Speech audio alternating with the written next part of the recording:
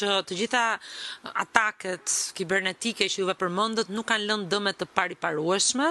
që do të thotë që infrastrukturat tona të sigurisë kibernetike janë të ngritura dhe janë në fuqi. Për ne është e rëndësishme ajo që sapo thash, pra që të mos ketë dëme të pariparueshme dhe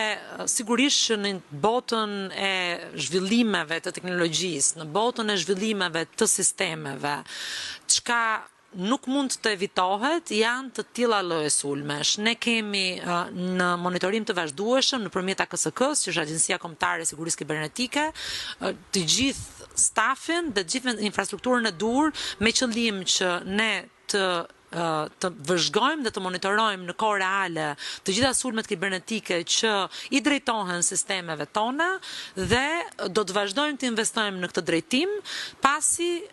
e ardhmja është digjitale dhe sigurisht që luftat e të ardhmes do të jenë luftat digjitale. Dua të theksoj këtu që në fakt në përvlerësimet ndërkombëtare infrastruktura e ngritur në një kohë rekord që mbas sulmit të parë kibernetik nga iranianët të disa viteve më parë është një infrastrukturë e cila është